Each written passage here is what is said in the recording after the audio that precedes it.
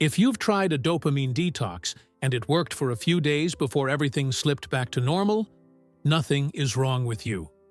The detox wasn't designed to last, and there's a reason for that. Dopamine detoxes are everywhere right now. Delete your apps for 24 hours. Avoid screens for a weekend. Sit in silence and reset your brain. And for a day or two, it works. You feel calmer, more present, like you've hit some kind of internal reset button. But then Monday comes, your phone is back in your hand, the apps are reinstalled, and within 72 hours, you're right back where you started. Maybe even worse, because now you feel like you failed. But you didn't fail. The detox did. Not because the idea is wrong, but because it's incomplete. In this video, I'm going to explain why dopamine detoxes stop working after a few days, what they're actually missing, and what actually works if you want lasting change. Let's start with what dopamine detoxes get right. Because they do get something right. The premise is sound. Your brain has adapted to constant stimulation. Notifications, feeds, videos that autoplay. These create a baseline of novelty that your dopamine system expects. When that stimulation suddenly disappears, your brain recalibrates. Silence feels less uncomfortable. Boredom feels more tolerable. Your thoughts slow down. This is real. It's not placebo. A weekend without screens can genuinely shift how your brain feels. But here's the problem. A detox treats overstimulation like a toxin you can flush out. It's not. Overstimulation isn't something you remove. It's a pattern you've trained your brain into. And patterns don't disappear with abstinence. They require retraining. I'll show you what that actually looks like in a minute. But first, let's be clear about why the detox model breaks down. Most dopamine content online treats your brain like it's broken or addicted. It's not. It's adaptive.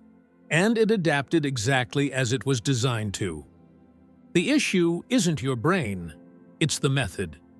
Detoxes operate on 3 assumptions that sound logical but don't hold up in practice.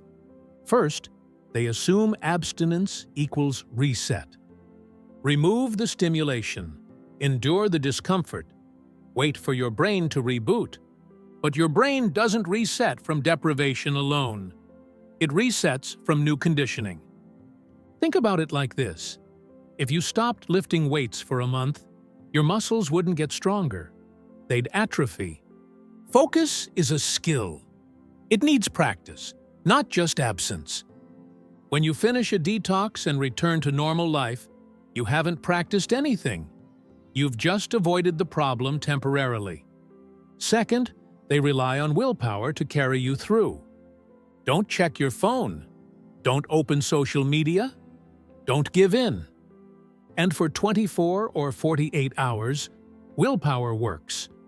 But willpower is a limited resource. It runs out. And when it does, you're back to the same environment that created the problem in the first place.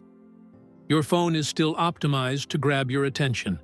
Your apps are still designed to keep you scrolling. Your notifications are still engineered to pull you back. The detox didn't change any of that. It just asked you to resist it for a weekend. Your environment is always more powerful than your willpower.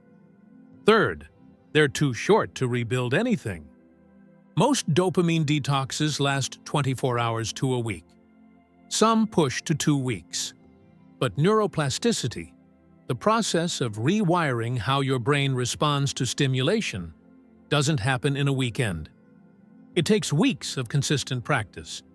A 2-day detox might give you a glimpse of what calm feels like, but it's not long enough to rebuild the neural pathways that support sustained focus. So, when you go back to normal life, those old pathways are still there. Still stronger. Still easier to default to. The detox gave you a break, but it didn't give you a new baseline. And that's the core issue. Detoxes treat the symptom, overstimulation, without addressing the structure. You finish the detox feeling clear-headed. Then you return to the same habits, the same environment, the same triggers.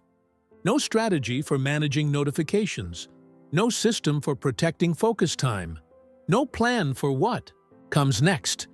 So you're left trying to maintain the benefits through sheer discipline. And discipline without structure doesn't last. So if detoxes don't work, what does? The answer isn't more deprivation. It's progressive retraining. Your brain didn't get overstimulated overnight. It adapted slowly, across months and years, to expect constant novelty. And it won't unadapt from a weekend of silence. Real change happens when you rebuild your brain's tolerance for lower stimulation gradually. Not by removing everything at once, but by creating conditions where your dopamine system can recalibrate over weeks. This means starting with small reductions in stimulation. It means practicing focus in short blocks, then extending those blocks as your capacity grows. It means designing your environment so the right choices are easy and the wrong choices require effort. And it means doing this consistently for long enough that the new patterns become automatic. That's not a detox, that's a reset. Let me give you a concrete example. Instead of deleting all your apps for a weekend, you start with 1 hour per day where your phone is completely away. Not on silent, not face down, away. In another room, in a drawer, out of reach. During that hour, you do one thing with your full attention. Read, work, walk, sit in silence. At first, 1 hour feels long. Your mind searches for stimulation. Your hands reach for the phone that isn't there. But you sit with that discomfort. And over time, not overnight, but over weeks, that discomfort fades. Your brain adapts. 1 hour becomes manageable, then natural, then you extend it. You're not depriving yourself. You're building capacity. Another example, morning routines. Most people wake up and immediately check their phone. The detox approach says, don't check it for 24 hours. The reset approach says, start your day with 10 minutes of intentional, screen-free time. Hydrate, move your body. Set an intention in a physical notebook. 10 minutes. Not heroic, just consistent. And after a few weeks, those 10 minutes rewire the association your brain has with waking up. Instead of reaching for the phone, you reach for the notebook. Not because you're resisting, because it's become the default. That's retraining, not abstinence.